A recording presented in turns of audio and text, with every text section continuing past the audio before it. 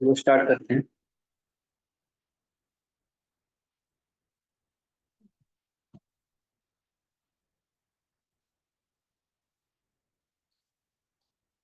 वो same topic है, उस पर काफी क्वेश्चंस आए हुए हैं। लॉजिकल रीजनिंग भी बोल सकते हो आप इसको, सिंपल अरिथमेटिक भी बोल सकते हो, या फिर सिंपल अलजेब्रा भी बोल सकते हो। मेन टॉपिक ये है, इसमें छोटे सब टॉपिक्स होंगे। अरिथमेटिक का मतलब होता है simple calculation, plus minus, multiplication और डिवीजन टाइप का। अलजेब्रा मतलब होता है इसमें कोई वेरिएबल इन्वॉल्व हो, एक्स वाई, इस टाइप का कोई वेरिएबल, सिंपल इक्वेशंस बनती है। तो ये जितने भी क्वेश्चन है वो उसमें मोस्टली ये यूज होता है। कहीं कहीं इक्वेशंस भी बनती है, बट ये ज़्यादा यूज होता है। लॉजिकल रीजनिंग इसलिए बोलते हैं कि सारे क्वेश्चंस में कुछ न कुछ लॉजिक या ट्रिक गिवन होता है, उसका यूज करके हमें आंसर निकालना होता है। तो कल हमने काफ़ी क्वेश्चंस किए थे, उसी को ही आगे बढ़ाते हैं। A gardener has 1,000 plants. He wants to plant them in such a way that the number of rows and the number of columns remain the same. Number of रोज मतलब ये रोज है इस वे में, और ये कॉलम है, ये सेम होने चाहिए। ठीक है। What is the minimum number of plants that he needs more for his purpose.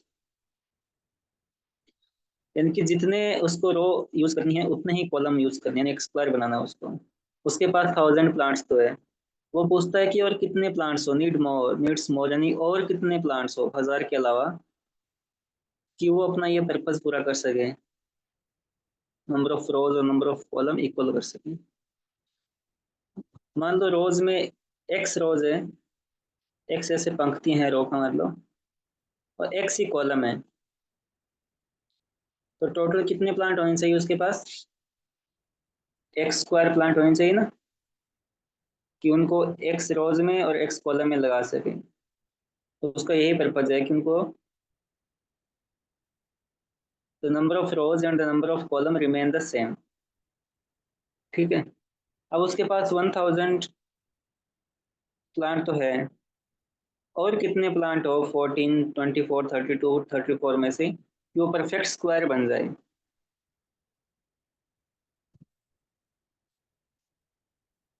Perfect square बनाने के लिए उसके पास कितने प्लांट्स और होने चाहिए 1,000 के अलावा।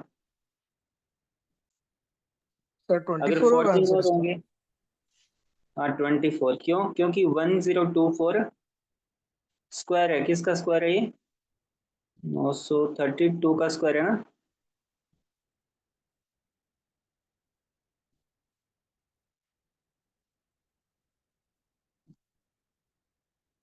अब उसके पास अगर 1024 प्लांट्स होंगे तो वो 32 रोज और 32 कॉलम में उनको सेट कर पाएगा। तो उसके पास क्या होना चाहिए, एक स्क्वायर नंबर होना चाहिए, बस आपको ये पता होना चाहिए।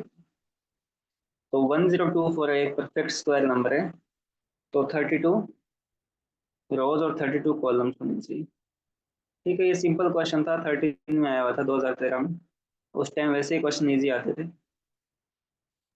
सर ये तो तो अपने लोगों ने स्क्वायर याद था तो उससे कर लिया, बट अगर अगर आप तरीके से करते तो कैसे करते सर?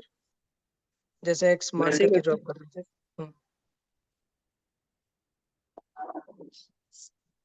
सेम वैसे ही करते, इसमें ये ऑप्शन से जल्दी करना ज़्यादा सही होता है। तो ऐसे करते कि एक्स स्क्वायर प्लांट्स चाहिए थे, अभी उसके पास 1,000 है, 1,000 है, स्क्वायर नंबर नहीं है, तो 1,000 के आसपास कौन सा स्क्वायर है वही अंदाजा लगाते हैं उसमें, 1,000 समथिंग 1,000। तो ऑप्शन से ही करते हैं, जल्दी से ही होता है। ठीक इसलिए है तो सर। इनको लॉजिकल रीजनिंग के क्वेश्चन बोलते हैं ना। आप वैसे करोगे 1,000 प्लस वाई कुछ नंबर होगा, फिर आपके पास दो वेरिएबल होंगे, इक्वेशन वन होगी, फिर सॉल्व नहीं होगा, लीनियर इक्वेशन भी नहीं है, यहाँ पे स्क्वायर है, यहाँ पे सिंपल है।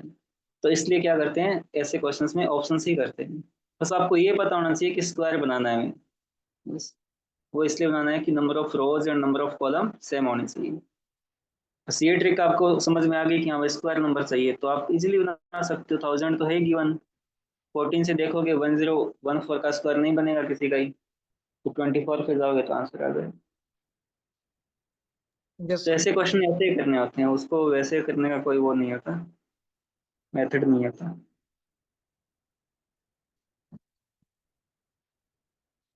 A and B decide to travel from place X to place Y by bus. A has 10 rupees with him. A के पास 10 rupees है, and he finds that it is 80% of the bus fare for 2 persons. यानी उसके पास 10 रुपये है, ये दो लोगों के किराए का 80% है। तो इमेजिन कर लो कि जो बस फेयर है वो 1 पर्सन के लिए कितना है, एक्स अज्यूम कर लो, स्मॉल एक्स, ठीक है। तो 2 पर्सन के लिए कितना होगा फेयर, 2x हो जाएगा। बस का फेयर है वो मैंने अज्यूम किया है कि 1 पर्सन के लिए x है, देन 2 पर्सन के लिए 2x होगा। 2x का 80% क्या होगा, 2x इंटू 80/100 कितना होगा,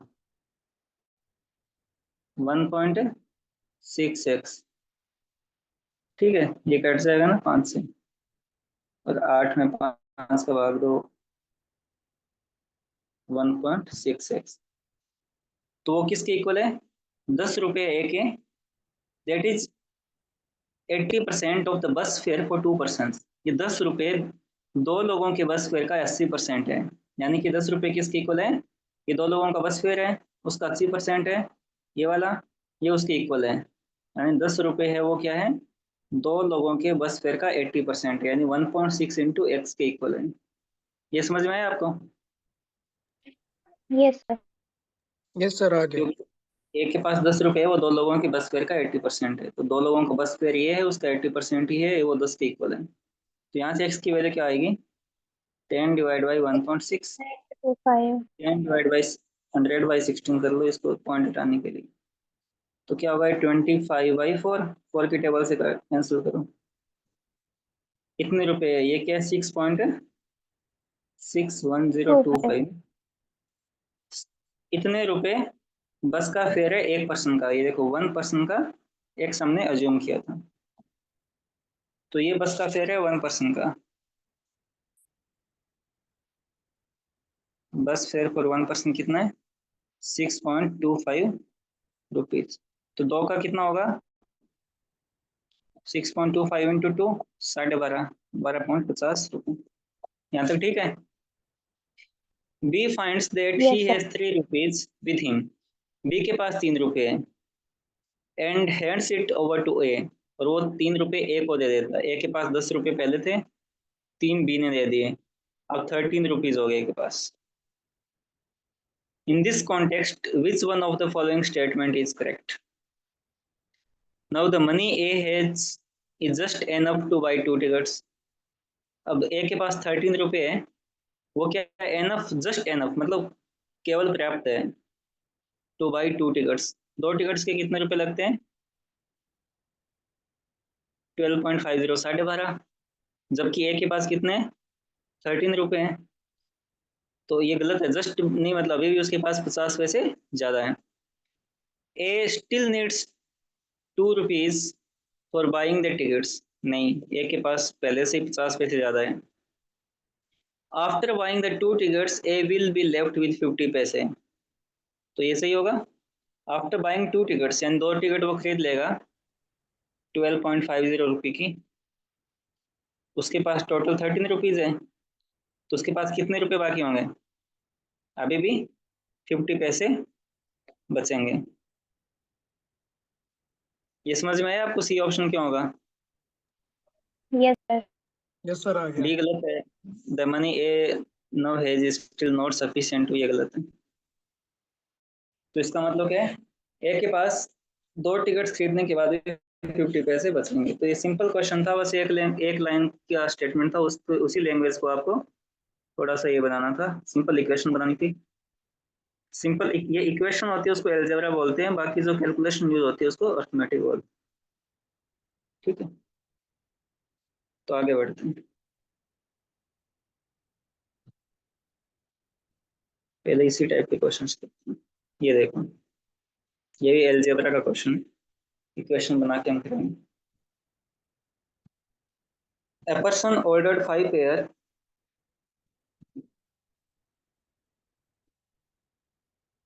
A person ordered 5 pairs of black socks and some pairs of brown socks.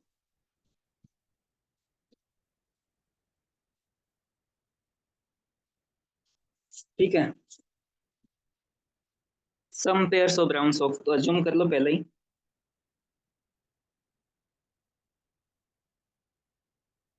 Late the brown socks pair कितने हैं, अज्यूम कर लो कुछ भी, एक्स अज्यूम कर लो। ब्लैक के तो गिवन है 5 पेयर्स, ब्लैक सॉक्स तो 5 पेयर्स हैं of black socks and some pairs of brown socks. The price of a black pair was thrice that of the brown pair. जो ब्लैक पेयर का price है वो brown pair का 3 गुना है। तो black pair का प्राइस ब्राउन का assume कर लो, कितना, y। तो ब्लैक का प्राइस क्या होगा, 3y। Price 3y। Price of black pair कितना होगा, 3y, क्योंकि the price of black pair was thrice that of the brown pair. While preparing the bill clerk interchanged the number of black and brown pairs by mistake. तो bill बना रहा था तो उसने गलती से ब्राउन और ब्लैक के जो नंबर्स थे x और 5, ये नंबर्स थे ना x और 5, इनको इंटरचेंज कर दिया। तो which increase the bill by 100%, उससे बिल उसका 100% बढ़ गया। What is the number of pairs of brown socks in the original order. तो पहले हम देखें ओरिजिनल बिल बनाए, ओरिजिनल ऑर्डर मतलब ओरिजिनल बिल। अगर मैं ओरिजिनल बिल बनाऊं तो कितना बनना चाहिए मेरा, ब्राउन पेयर्स कितने एक्स है, तो 1 पेयर कितने रुपए का है, वाई। तो कितना प्राइस होगा ब्राउन का, एक्स इंटू वाई। एक्स तो प्राइस है, एक्स तो नंबर है ब्राउन, और 1 पेयर का वाई मूल्य है, x into y plus black का क्या होगा 5। 3y। 5 थ्री into 3y, नहीं, 15y. 5 इंटू 3y होगा। 5 इंटू 3y क्या होगा 15y, ये होना चाहिए। हाँ सर, सही है, बस यहाँ तक उसने सही Yes. जो उसने मिस्टेक से बिल बना दिया, मिस्टेक से क्या बिल बनाया, जो उसने नया बिल बनाया था उसको न्यू बिल लिख रहा हूँ, जो मिस्टेक से बना था वो कैसे बनाया था, उसने number, the bill clerk interchange the number of black and brown pairs.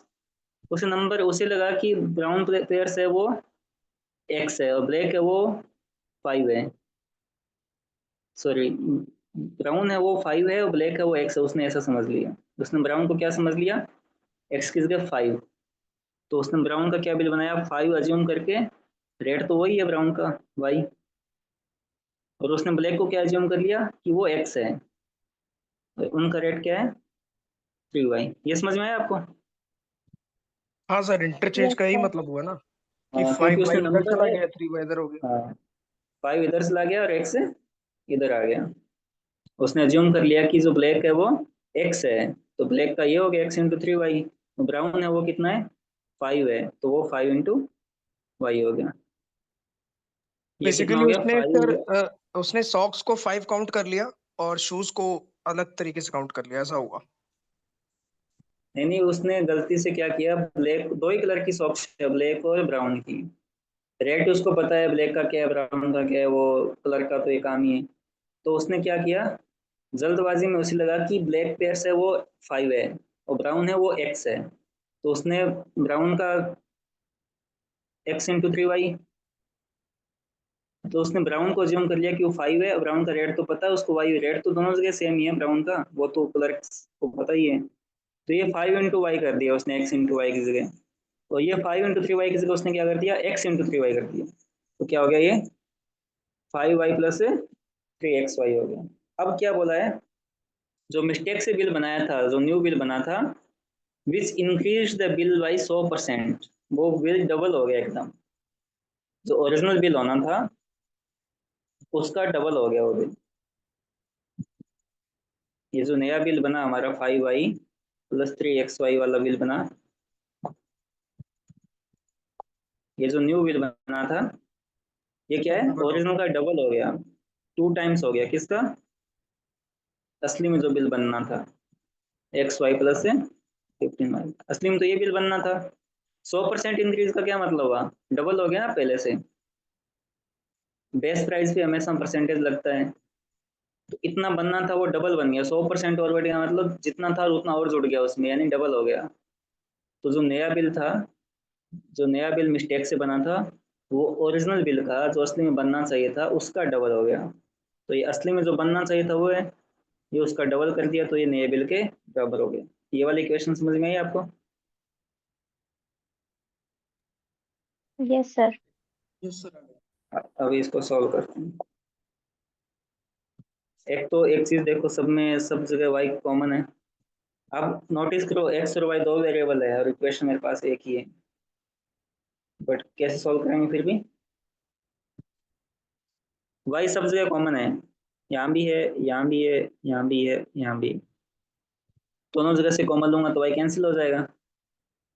पूरी इक्वेशन में एक कॉमन है, उसको हटा सकते हैं, यानी पूरी इक्वेशन को मैंने वाई से डिवाइड कर दिया तो वाई कट गया सबसे। अब क्या बचा है मेरे पास, 5 + 3x equals to 2 into x plus 15। अब देखो, अब एक इक्वेशन एक वेरिएबल बचा। ये समझ में आया आपको यहाँ से यहाँ तक? हाँ सर, वाई को कॉमन लेकर के क्वेश्चन से हटा दिया ना हमने, एलिमिनेट ही हाँ, कर वाई दिया को पूरा। कॉमन लेके इक्वेशन से हटा दिया, या फिर वाई सब में कॉमन है तो काट दिया एक ही बार। अब क्या बचता है, 5 + 3x बाद में इक्वल्स भी टू हटा 2 सकते इंटू हैं। एक्स। क्या सर, क्या? सर ये कह रहे हैं कि बाद में भी कर सकते थे, बाद पर में सर भी बाद हटा। में हाँ, बाद कैलकुलेशन में भी बहुत हटा लेंदी हो सकते जाती है ना हैं। सर। हाँ, बाद में बैठा सकते, कोई दिक्कत नहीं, कभी भी हटा सकते हैं। तो दोनों जगह कॉमन है, दोनों साइड में इक्वल कॉमन है, तो हटा सकते हैं। क्योंकि वाई क्या है, मल्टीप्लीकेशन है दोनों साइड में, तो हट जाएगा। 2x plus 30, 2 × 15 30, 2 × x 2x। अब वेरिएबल को एक साइड में ले जाओ, 3x, 2x उस साइड में जाएगा तो -2x। कॉन्स्टेंट को एक साइड में ले आओ, इधर 30 पहले से, 5 इस साइड में आएगा तो माइनस का 5 हो जाएगा। तो x क्या हो जाएगा, 25। 3x - 2x x होगा, 30 - 5 25। x क्या है, ब्राउन सॉक्स के पेयर्स है जो x है। क्वेश्चन में क्या पूछा है, what was the number of pairs of brown socks in the original order. तो कितने हैं, 25। तो आंसर क्या होगा, 25। तो 25 पेयर्स थे वो ब्राउन सॉक्स के थे, 5 पेयर्स थे वो ब्लैक सॉक्स के थे।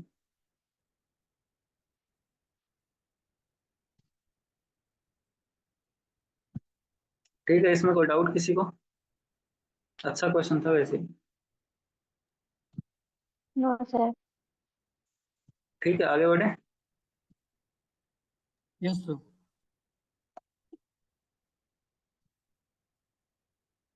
देखो 15 में आया हुआ क्वेश्चन है, ये भी 15 में है, दोनों सेम है टाइप के क्वेश्चन।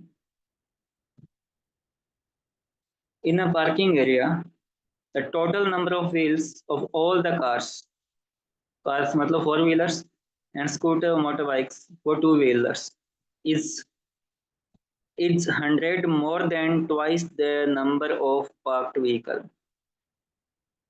ठीक है, क्या मतलब हुआ, एक पार्किंग एरिया में टोटल व्हील्स है 4 व्हीलर्स के और 2 व्हीलर्स के मिला के, वो क्या है, 100 more than twice the number of vehicles.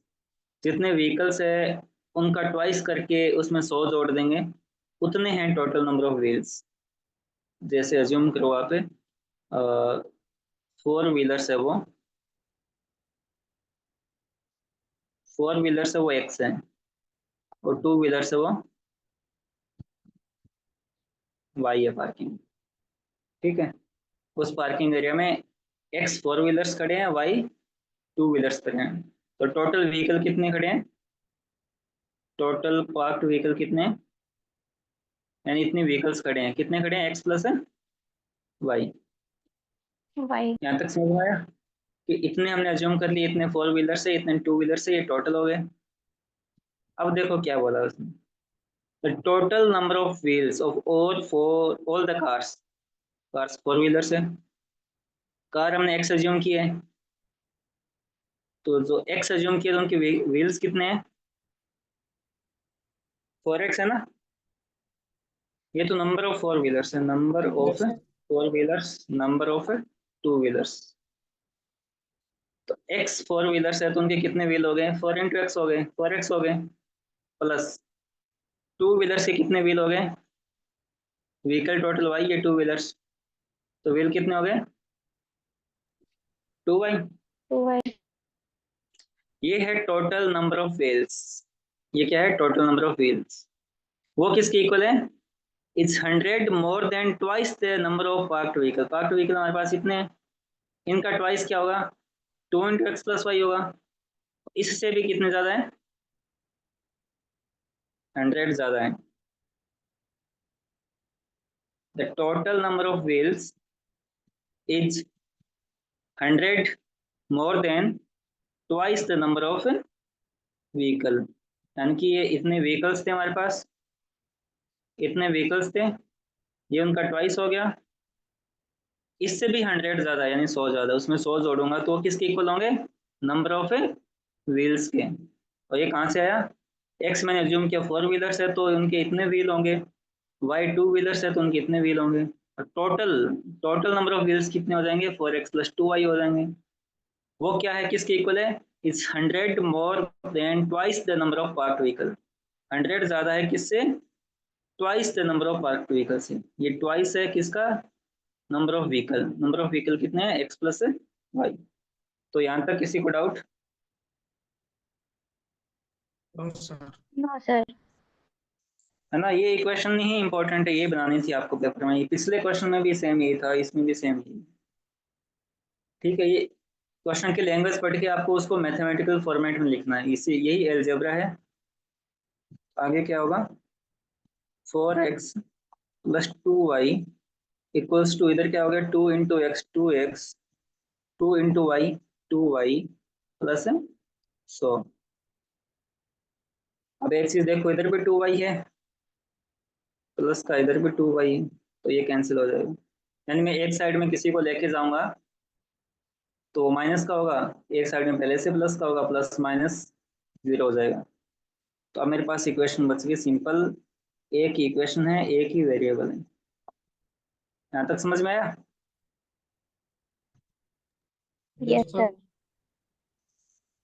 4x उस साइड में 2x, उसको मैं इस साइड में ले आऊंगा, -2x = 100। 4x में से 2x घटाऊंगा तो 2x = 100। x की क्या वैल्यू आएगी, 100 डिवाइड बाई 2 दैट इज 50। तो x क्या अज्यूम किया था मैंने, फोर व्हीलर्स यानी कार्स को अज्यूम किया था। इसने क्या पूछा है, the number of cars, cars कितनी है, 50। उस पार्किंग एरिया में जो कार खड़ी है वो 50 है। ठीक है, तो आपको ये इक्वेशन बनानी है, सिंपल लैंग्वेज को पढ़ते जाओ, वैसे वैसे लिखते जाओ। फोर व्हीलर्स आप अज्यूम कर लो कितने हैं, टू व्हीलर्स अज्यूम कर लो, उनके नंबर ऑफ व्हील्स है तो उनके इसके 4 टाइम्स होंगे, इसके 2 टाइम्स होंगे, ये टोटल व्हील हो जाएंगे। फिर आगे लिखा है the total wheels is 400 more than twice the number of vehicle. तो ये नंबर ऑफ व्हीकल्स है, इनका ट्वाइस ये होगा, उससे भी 100 ज्यादा है तो प्लस 100 कर दो, इक्वल कर दो, अब जाके इक्वल होगा। ये व्हील्स है, इस वाली कंडीशन के इक्वल है। फिर आप इक्वेशन को सिंपली ब्रैकेट हटाओ, ऑफ करो, कॉमन अंक को काटो, फिर आपके पास सिंगल वेरिएबल इक्वेशन बचेगी, तो आपका आंसर। तो यहाँ तक किसी को डाउट, मतलब इस क्वेश्चन में किसी को डाउट नहीं सर। No, sir. है ना। ये दोनों क्वेश्चन 15 में आए हुए हैं और दोनों ही क्वेश्चन सेम है, ये वाला भी और ये वाला क्वेश्चन, दोनों इजी क्वेश्चन है, सिंपल एक एक इक्वेशन बनती है, इसलिए इनको लॉजिकल रीजनिंग बोलते हैं। कि सिंपल इसमें एलजेब्रा का भी यूज होता है, एक इक्वेशन में बन जाती है, अर्थमेटिक का भी यूज होता है, सिंपल कैलकुलेशन भी है, तो इसलिए इसको लॉजिकल रीजनिंग बोलते हैं कि आपको बस पता होना चाहिए कि क्या चीज़ क्या कहाँ, इक्वेशन कैसे बनेगी। हाँ ये देखो क्वेश्चन।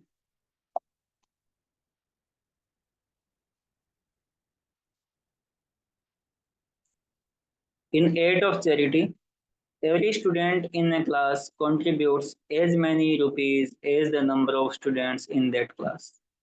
यानी कि क्लास में हर बच्चा है वो उतने ही रुपीस कंट्रीब्यूट करता है जितने क्लास में स्टूडेंट्स हैं। ठीक है, मान लो क्लास में स्टूडेंट्स एक्स हैं, अज्यूम कर लो कि स्टूडेंट्स एक्स हैं, तो हर बच्चा कितना कंट्रीब्यूट करेगा, एक्स एक्स रुपीस कंट्रीब्यूट करेगा। तो सब बच्चे एक्स एक्स कंट्रीब्यूट करेंगे, बच्चे भी एक्स है, पर पर्सन एक्स कंट्रीब्यूट करेगा, तो टोटल मनी कितना हो जाएगा, एक्स स्क्वायर हो एक्स जाएगा ना। स्क्वायर। कैसे, एक्स गुणा एक्स, एक्स ही बच्चे हैं, हर पर्सन एक्स कंट्रीब्यूट कर रहा है, तो पहला बच्चा एक्स करेगा, दूसरा भी एक्स करेगा, तीसरा भी एक्स करेगा, ऐसे करते करते एक्स तो वहाँ बच्चा है वो भी एक्स कंट्रीब्यूट करेगा, तो टोटल क्या होंगे, एक्स एक्स करते जाओगे तो एक्स स्क्वायर होंगे, क्या होगा, एक्स स्क्वायर हो जाएगा।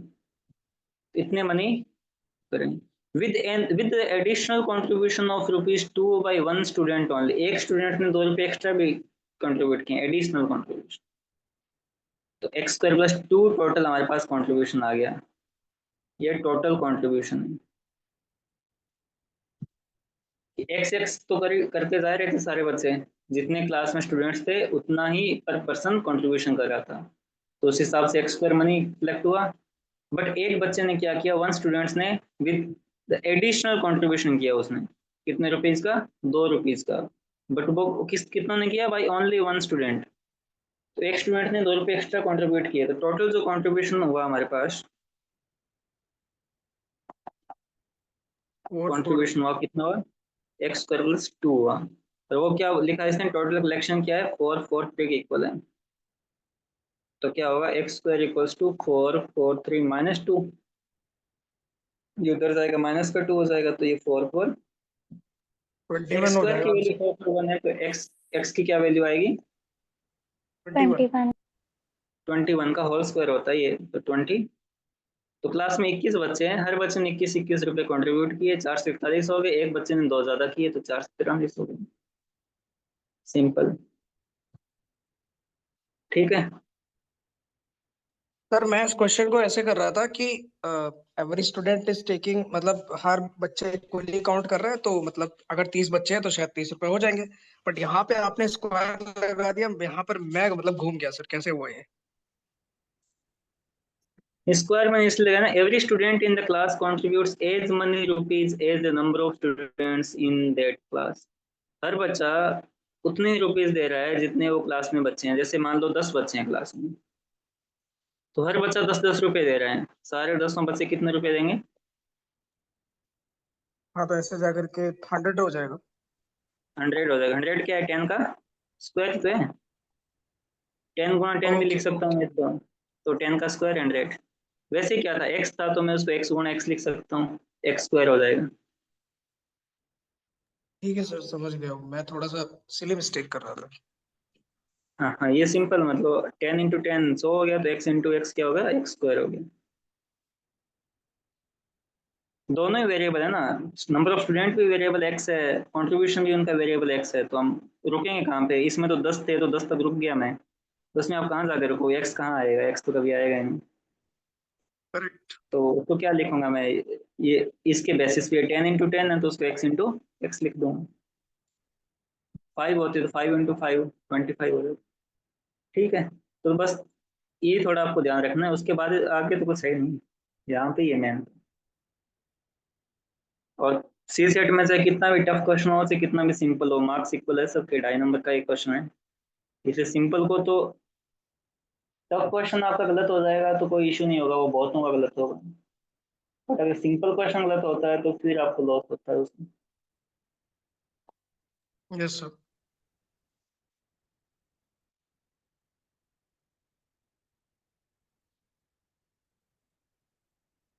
ये 16 में आया हुआ है। There is an order of 19,000 quantity of a particular product from a customer. एक कस्टमर ने इतना ऑर्डर दिया है कि उसको 19,000 क्वांटिटी किसी प्रोडक्ट की चाहिए, ठीक है। द फर्म यानी जो कंपनी है वो प्रोड्यूस कितने करती है, 1,000 quantity of that product per day. वो डेली 1,000 क्वांटिटी प्रोड्यूस करती है, out of which 5% are unfit for sale. जितने भी प्रोड्यूस करती है डेली की, उसके 5% क्या है, अनफिट है, वो बेच नहीं सकते। तो वो फर्म डेली के 1,000 प्रोडक्ट बनाती है, बट उसमें से 5% अनफिट है, किसके लिए, फॉर सेल। तो 1,000 का 5% क्या होगा, हमने परसेंटेज तो पढ़ ही लिया है। 1,000 का 5% क्या होगा, 50. 50। 950 हो जाएगा। 50 अनफिट है, यानी कि 950 प्रोडक्ट क्या है पर डे, सेल के टोटल लिए 100 है। eligible। हाँ, टोटल 100 है, उसमें से 50 और 1,000 है, उसमें से 50 अनफिट है। 950 पर डे क्या है, फिट प्रोडक्ट्स है जो सेल के लिए एलिजिबल है। टोटल 90,000 प्रोडक्ट्स चाहिए उस कस्टमर को। तो कितने दिनों में, in how many days will the order will be completed. Daily कितने बनाते हैं, इतने प्रोडक्ट चाहिए, तो डिवाइड कर दूंगा सिंपली, 19 1 19 5 100 बाई 5 20। डेली कितने प्रोडक्ट बनते हैं, तो 20 दिन में 19,000 प्रोडक्ट जो फिट फॉर सेल है वो बन जाएंगे। 2016 में आया क्वेश्चन है, इजीएस्ट क्वेश्चन है, समझ में आया आपको। Yes sir, very easy Yes, question. sir. Yes. Very easy, very easy question. Easy question हर साल आते हैं, उनको बस आइडेंटिफाई करना। ये भी आपको इजी लगेगा, देखो। A class starts at 11 a.m. and lasts till 2:27 p.m. कितना टाइम हो गया, कितनी मिनट्स हो गई, 11 a.m. से 2:27 p.m. तक। तो 60 12 बजे तक होगी, फिर 1 बजे तक 60 होगी, फिर 2 बजे तक 60 और 2:27, इतनी मिनट्स होगी ना टोटल। ये कितनी होगी, 180 और प्लस 117 27 मिनट्स टू, हो गए। नहीं 117 नहीं 207। Sorry sorry sorry. 60 minute 60 minute 60 minute 27 minutes, 180 plus 27, इतने मिनट्स हो गए ना total. Yes, sir. 4 periods of equal duration are held during this period. इस पूरे इंटरवल में 4 पीरियड होते हैं इक्वल ड्यूरेशन के। पीरियड 1 होगा, 2 होगा, 3 होगा, 4 होगा। After every period rest of 5 minutes is given. Her period के बाद में 5 मिनट का, ये देखो हमने कल भी क्वेश्चन किया था जो 2022 में आया क्वेश्चन था, ट्रीज वाला किया था कि 101 एक्स ट्रीज लगाए गए हैं। किया था ना हमने, एक रोड के किनारे यस सर, 101 ट्रीज मैंने कल लगाए। की रिकॉर्डिंग देखी थी। Yes, sir. Yes sir. उसमें कितने गैप्स थे, 101 है, इसका मतलब 100 गैप थे बीच में। तो यहाँ देखो 4 पीरियड है, वो ये 1 है, ये 2 है, ये 3 है, ये 4, इनके बीच में कितने इंटरवल्स हैं, 20 हो गए टोटल इंटरवल। आते हैं ना। 3. जितने पीरियड्स उनसे कम है, और हर जो पीरियड के बाद में 5 मिनट्स का ब्रेक है, तो ये 5 मिनट्स का ब्रेक है, ये पीरियड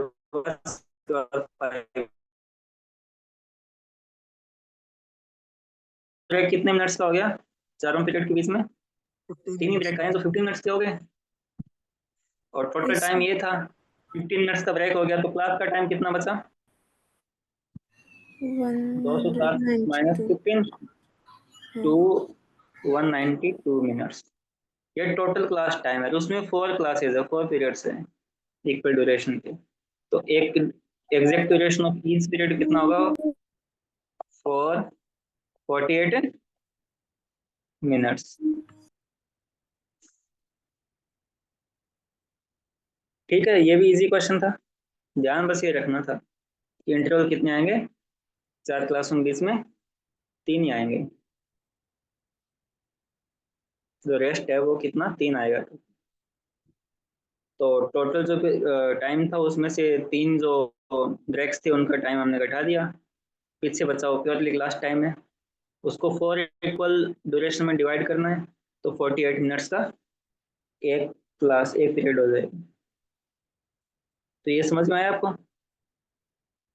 Yes, हाँ जी sir. Sir. Yes, sir. Okay.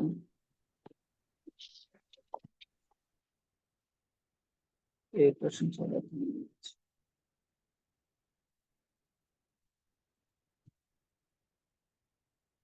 ये 15 का एक क्वेश्चन मैंने स्किप किया था। ये देखो, each A B C D has four 100 rupees. Each of A B C D, A के पास भी 100 रुपये हैं, बी के पास भी 100 रुपीज है, सी के पास भी 100 है, और डी के पास भी 100 रुपये। ए पेज 20 टू बी, ए ने 20 बी को दे दिए, तब ए के पास कितने बचे होंगे? 80। और बी के पास कितने होंगे? 120। ठीक है, ए पेज 22, हु पेज 10 टू सी, अब इसने 10 सी को दे दिए, तो अब इसके पास कितने बचे होंगे? 110, क्योंकि इसने किसको दे दिए? सी को, उसके पास भी 110 हो गए। हु गेट्स, कौन? सी गेट्स 30 फ्रॉम डी, सी ने डी से भी 30 ले लिए, तो इसके पास कितने हो गए? 140। और डी के पास कितने बचे हैं? 70, 7. है ना?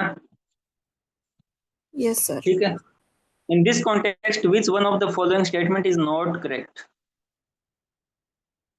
पहला स्टेटमेंट क्या है? सी के पास देखो, सी क्या है? रिच है, तो ये भी सही है। डी इज द पुअरेस्ट, के पास देखो सबसे कम है, तो डी क्या है? पुअर है। C has more than what A and D have together, A और डी के पास टुगेदर कितना है? 150। 150 टुगेदर, बट सी के पास 140 है। इसने क्या लिखा है? सी इज मोर देन तो लेस देन है, what A and D have together. D is richer than D, पास 110 है, डी के पास 70, डी से तो रिच है। नॉट करेक्ट बताना है, तो कॉम्प्लीमेंट गलत है। C, सी C. स्टेटमेंट। क्वेश्चन इजी था, आपको बस ये भी ध्यान रखना है कि नोट पूछ सकते हैं, जल्दबाजी में ऑप्शन एक पढ़ा और उसको टिक करके आ गए। ठीक है, तो ऑप्शंस का भी ध्यान रखना है।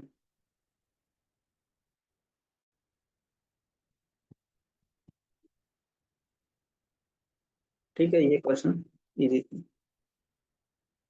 ये हो गया, ये भी हो गया। ये देखो 15 में आएगा question. A cow costs more than 4 goats but less than 5 goats। एक काऊ है 1C, उसकी कॉस्ट क्या है? 4 गोट से तो ज्यादा है, मोर देन 4 गोट्स। ये साइन सिंबल मैंने एक दिन बताया था आपको कंपैरिजन वाली क्लास में। इसका मतलब क्या है? वन, ये जिस साइड में इसका ये ओपन होता है वो वाली वैल्यू ज्यादा होती है, यानी कि 1 काऊ की कॉस्ट है वो 4G, जी मतलब गोट है, 4 गोट से ज्यादा है। But less than 5 goats, less than 5 goats. अभी ओपन की साइड में, इधर की साइड में, इसका मतलब 5 गोट है वो 1C से ज्यादा है। ये जहाँ जिस साइड में क्लोज होगा वो कम है, यानी कि काऊ है वो 5 गोट से कम है, और इधर क्लोज हो रहा है तो ये क्या 4 गोट है वो एक काऊ से कम है। ये सिंबल तो आपको अब पता लगने लग गया ना, कहाँ लेस देन है कहाँ मोर देन है। जिस साइड में ओपन होगा उस वाली वैल्यू बड़ी होगी, जिस साइड में क्लोज होता है यहाँ वाला छोटा होता है। तो ये बड़ा है इससे, बट ये बड़ा है काऊ से। तो ये काऊ की कंडीशन है, काऊ के कॉस्ट की कंडीशन है। If a goat cost between 600 and 800, इसने एक गोट की भी कॉस्ट क्या दे रखी है? 600 से 800 के बीच में। इसका मतलब 600 से कम है और 600 से ज्यादा है और 800 से कम है एक गोट की कॉस्ट। तो 4 गोट की कितनी होगी? किस रेंज में होगी? 4 से मल्टीप्लाई किया तो इसको भी 4 से कर दो, 2400। इसको 4 Yes, से करो 3200। 3200. और 5 गोट की क्या कॉस्ट होगी? इसको 5 से कर दो, इसको 5 से कर दो 3000, 3000. और ये 5 से करूंगा तो 4000। 4000. क्योंकि ये 4 और 5 क्यों किया? क्योंकि ये काउ वाले कंसेप्ट में यूज होता है। तो which of the following is most valid conclusion? अब देखो, काउ 4G से ज्यादा है, 5G से कम है ना? 4G से ज्यादा है, 5G से कम है। 4G से ज़्यादा है मतलब इससे तो ज़्यादा होगी, 5G से कम है मतलब इससे कम होगी, मैक्सिमम रेंज हो सकती है। 2400 से कम नहीं होगी कभी भी, क्योंकि 4G है वो 2400 से कम नहीं है, और काऊ है वो 4G से कम नहीं है। 4000 से ज़्यादा नहीं होगी, क्यों? 5G वो 4000 से कम है, वो काऊ है वो खुद 5G से कम है, तो ये मैक्सिमम हो सकती है, ये मिनिमम हो सकती है। तो अब देखो, काऊ कॉस्ट मोर देन 2500, काऊ की कॉस्ट 2500 से ज़्यादा होगी तो नहीं कह सकता। 2400 से ज़्यादा होगी ये कह सकता हूँ, 2500 से ज़्यादा नहीं कह सकता, क्या पता। 2400 से काऊ की कॉस्ट है वो 2400 से 4000 के बीच में होगी। काऊ की कॉस्ट क्या है? 4G से 5G के बीच में, तो ये कहाँ कहाँ किसके बीच में? 4G और 5G दोनों इसके बीच में। तो काऊ की कॉस्ट हो सकता है 2450 हो जाए, ज़्यादा तो नहीं कह सकता। मोस्ट वैलिड बताना है अब। ए काऊ कॉस्ट लेस देन 3600, काऊ की कॉस्ट 3600 से कम होगी नहीं भाई, 4000 से कम होगी। हो सकता है 3900 हो जाए, 3950 हो जाए, 3990 हो जाए, ये नहीं कह सकता। अकाउ कॉस्ट बिटवीन 2600 एंड 3800, ये भी नहीं कह सकता। 2400 से 4000 के बीच में। डी क्या है? A cow cost between 24 and 40, 2400 and 4000। तो डी ऑप्शन सही है, ये समझ में आया आपको? Yes, sir. Yes, sir. ठीक है, आगे बढ़ते हैं। इजी क्वेश्चन है बट आपको ध्यान रखना है, इजी क्वेश्चंस में तो बहुत ज़्यादा ध्यान रखना है। ये देखो, ये परसेंटेज का ही क्वेश्चन है, इजी था इसलिए मैंने वहाँ पे इसको इंक्लूड नहीं किया, यहाँ पे किया। Candidates in a competitive examination consist of 60% mean and 40% women। ऐसे मान लो कि 100 टोटल थे,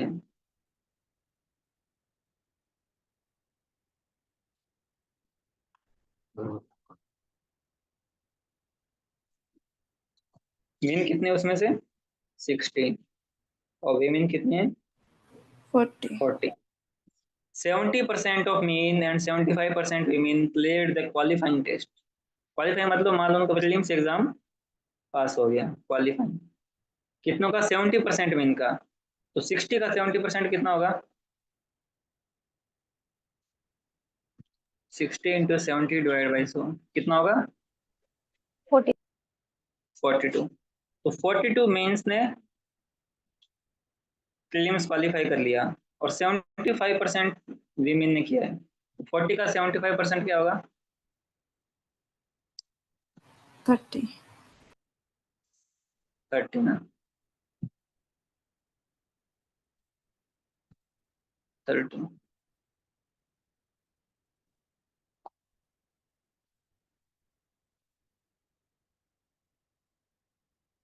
and enter the final test. अब फाइनल स्टेज पे पहुंच गए, वेयर जहाँ पे 80% मेन एंड 70% वीमेन और सक्सेसफुल। अब इसमें से कितने परसेंट? 80% मेन और 70% वीमेन। अब 42 का 80% कितना होगा?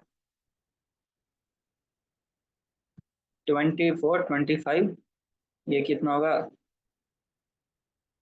168 डिवाइड बाई 5, 15, A1 5.6, इतना ही है ना? 35.6 Yes, sir. इतने। ये क्वालिफाई, ये 70% तो 21 हो जाएगा सिंपली। इतने 60 मेन में से इतने मेन पास हो गए फाइनली, और 40 में से इतनी महिलाएं पास हो गई। परसेंटेज में निकालूंगा तो कितने पास हुए? 35.6 मेन, कितने में से? आपको लग रहा है 0.6 क्यों आ गया? क्योंकि हमने 100 एज्यूम कर रखा है ना, वहां पे क्या पता ज्यादा होंगे तो वो फिर पॉइंट में नहीं आएगा। तो 35.6 है वो किस में से है? 60 में से। तो ये मैं परसेंट भी निकाल लेता हूँ इनका, तो ये कितना होगा? 0 डिवाइड बाई 6, कितने परसेंट होगा ये? 6।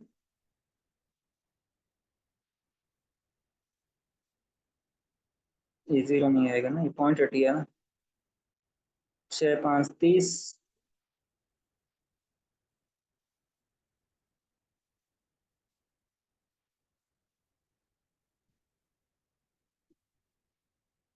36, 42 और 48, लगभग इतना कुछ आएगा शायद ना, कैलकुलेशन अगर गलत नहीं हुई तो।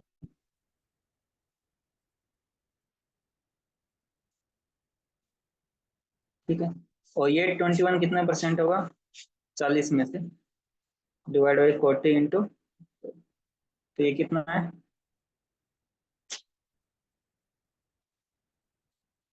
210 डिवाइड बाई 4, ये है 52.5%।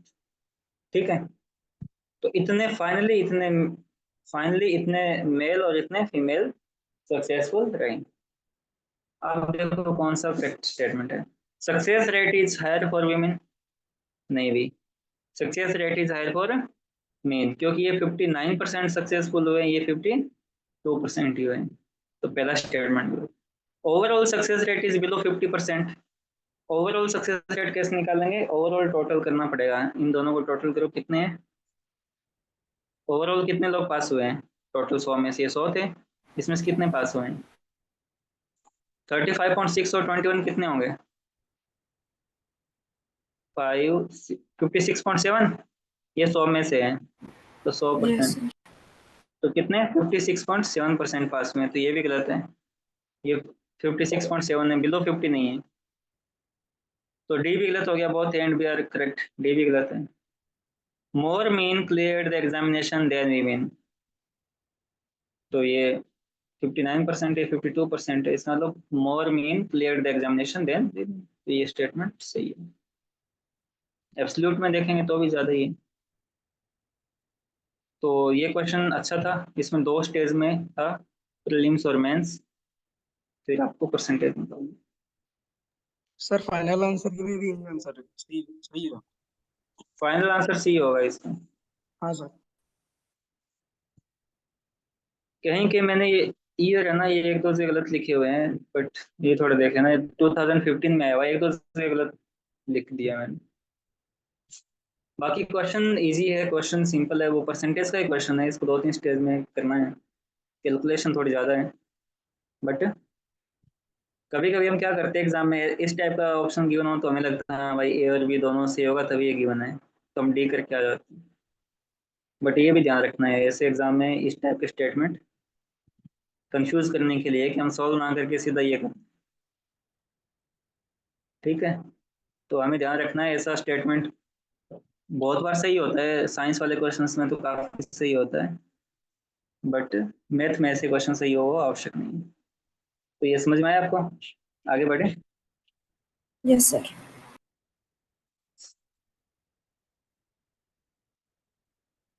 ये क्वेश्चन देखो, the sum of income of A and B is more than that of C and D taken together. Sum of income मतलब A और B की income is more than that of C and D taken together. C और D को अगर मैं सम कर दूं तो इन दोनों की जो इनकम का सम है वो C और D की इनकम के सम से ज्यादा है। The sum of income of A and C is the same, यहाँ पे मोर है यहाँ पे same, as that of B and D taken together. A और C की जो इनकम है वो B और D के इक्वल है। Moreover, moreover, A earns half as much as the sum of income of B and D. A उतना ही earn करता है जितना कि B और D के इनकम के सम का हाफ, B और D की इनकम के सम का हाफ। तो लास्ट वाली क्वेश्चन देखो क्या होगी, 2A क्रॉस मल्टीप्लाई करूंगा तो 2A होगा, ये क्या बचेगा B प्लस D। एक ये इक्वेशन है, एक ये है, इसमें पुट करता हूँ बी प्लस डी की जगह 2A पुट करता हूँ तो क्या आएगा ए प्लस सी है इक्वल बी प्लस डी की जगह 2A, सी इक्वल 2A, ए उस साइड में ये जाएगा तो माइनस का ही हो जाएगा, क्या बचेगा ए, 2A माइनस ए क्या बचेगा ए, सी की इनकम है वो तो ए के इक्वल ही है, सी की इनकम ए के इक्वल है। अब मैं इस पहले इक्वेशन इसका यूज करता हूँ, ए प्लस बी, सी की जगह भी ए लिख देता हूँ कि दोनों की इक्वल है वैल्यू, प्लस डी, ए से कैंसिल हो जाएगा, B is greater than D. एक तो ये निकल के आया है कि बी है वो डी से ज्यादा है। ठीक है, बी डी से ज़्यादा है और ए और सी इक्वल है। अभी भी हमारे पास क्या डाउट है?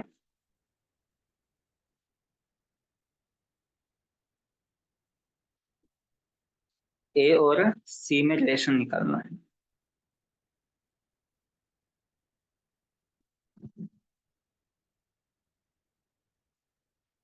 तो यहाँ से देखो, ए है वो हाफ है बी प्लस डी का, और बी ज़्यादा है डी से। ए क्या है? आधा बी का है, आधा डी का। Half of B plus D का मतलब half of B plus half of D. तो ए क्या है हमारे पास? हाफ ऑफ है बी है और हाफ है डी का है। बी है वो डी से ज़्यादा है, डी ज़्यादा है, ये मोर है, ये डी है थोड़ा कम है। तो जिसका ज़्यादा उसका हाफ है, जो कम है उसका भी हाफ है। तो अल्टीमेटली जो कम है, ए की वैल्यू ये होगी ना, ए बी से छोटा होगा और डी से बड़ा होगा। ये समझ में आया आपको? ये कैसे होगा?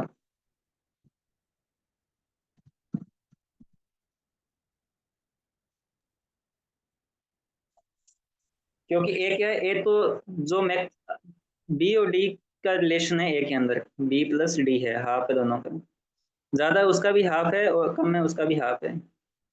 तो इसका मतलब क्या हुआ? ए है वो ज्यादा वाले से तो छोटा ही होगा क्योंकि उसका हाफ ही आया यहाँ पे, बट कम वाले से बड़ा भी होगा क्योंकि उसके पास ज्यादा का हाफ भी है।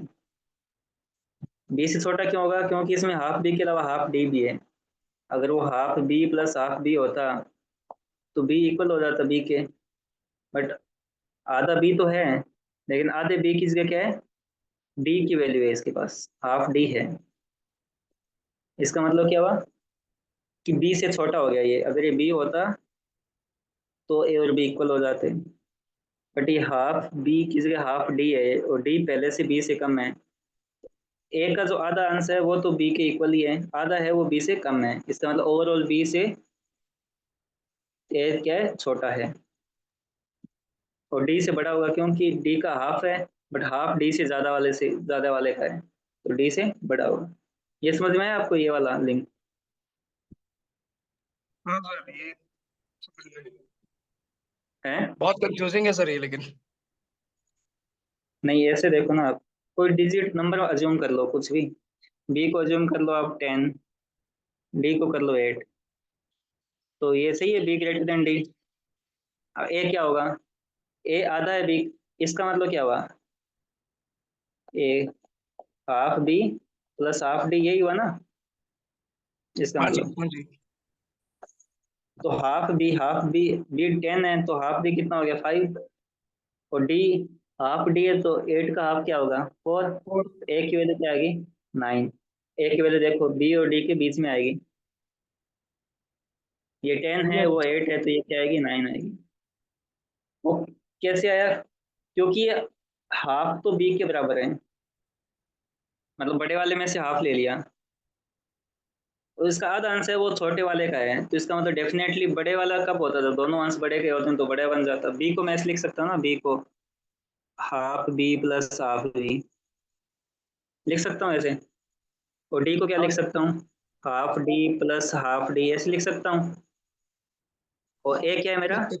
हाफ बी है और हाफ डी है। अब समझ में आया आपको? हाँ सर, अब क्लियर बी है। को मैंने ऐसे लिख सकता हूँ ना, बी को आधा बी प्लस आधा बी लिख सकता हूँ। अब बी के पास तो दोनों ही हाफ बी है, ये दोनों बड़े नंबर हैं क्योंकि बी तो क्या है? डी से बड़ा है। ये दोनों छोटे हैं, हाफ डी, क्योंकि ये बी डी से छोटा है।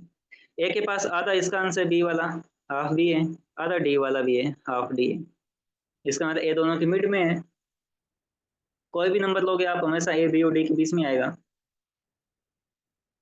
आप बी को 11 ले लोगे, इसको 7 ले लोगे, तो भी ये 9, ये भी दोनों के बीच में आएगा, तो 9 होगा। क्योंकि मैं बी को ऐसे लिख सकता हूँ, डी को ऐसे लिख सकता हूँ, जो ए है वो दोनों का एक एक पार्ट है।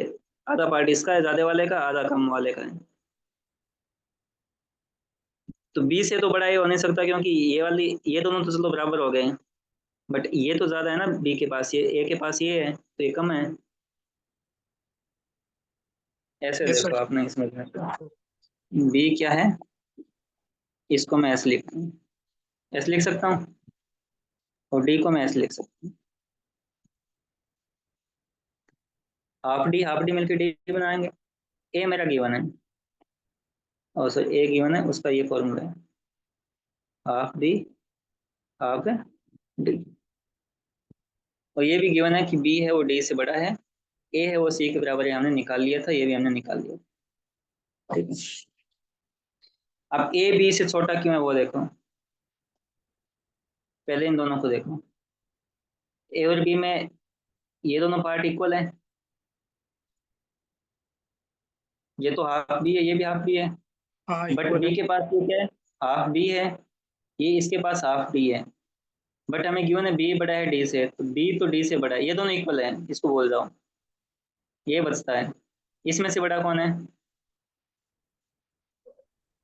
Half B.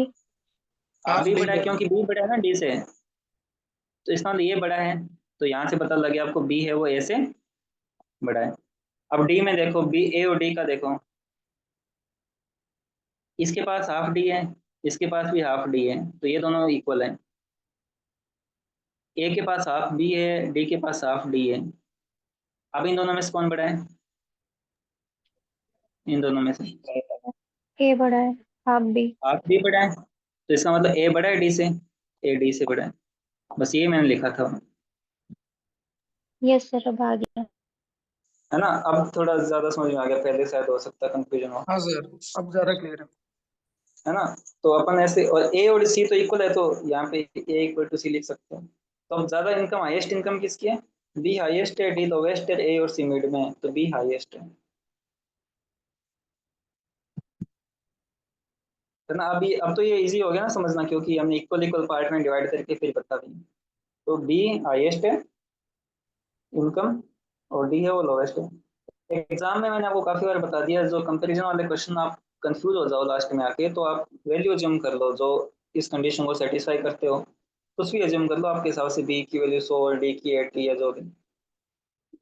फिर आप ए निकालो, ए यहाँ पे 90 आएगा, क्योंकि बी का आधा 50, डी का आधा 40, 50 और 40 90, ये 20 में आएगा हमेशा, तो बी हाईएस्ट हो जाएगा। ठीक है। Yes sir. अब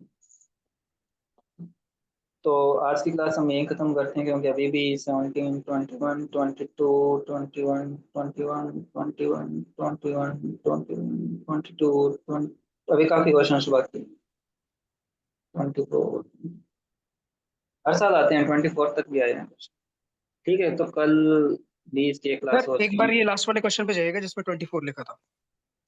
ठीक। हाँ जी सर, इसी टाइप के क्वेश्चन ना सर, डीजीएमआई का पेपर लिया था यूपीएससी ने। हाँ हाँ वो तो सर उसमें भी क्वेश्चन आए थे। मैंने मैंने आपको बताया था ना सर, मैं अलग अलग क्वेश्चन यूपीएससी ने जो जो लिए हैं उनके भी क्वेश्चंस निकाल रहा हूँ। तो सर वो हाँ पीडीएफ मैं हाँ आपको कल दे पाऊंगा, क्योंकि सर वो पीडीएफ काफी लेंदी हो जा रही है, क्वेश्चन काफी अलग अलग, और इसी टाइप के क्वेश्चन मैंने निकाले हैं सर उससे। हाँ, क्योंकि तो मुझे ठीक सर है, आप ऐसा भेज लगता है कि देना। 25 में सर पेपर और डिफिकल्ट बना देंगे ये, और मतलब सीसैट में तो इसी टाइप के क्वेश्चन ज्यादा आएंगे, तो मैंने इस टाइप के क्वेश्चन ज्यादा निकाले हैं उससे। हाँ कोई नहीं, हम उनको कर लेंगे क्लास में, बाकी लोगों का भी बेनिफिट होगा। हाँ सर। सर एनडीए वाले क्वेश्चंस में क्या है ना कि सर 9th और 10th वाले क्वेश्चन उसमें ज्यादा हैं, तो वो मैं थोड़ा स्किप कर दे रहा हूँ, मैं इसी टाइप के क्वेश्चन ज्यादा निकाल रहा हूँ जो इस पैटर्न पे है। ठीक है सर। हाँ ठीक। ठीक है सर।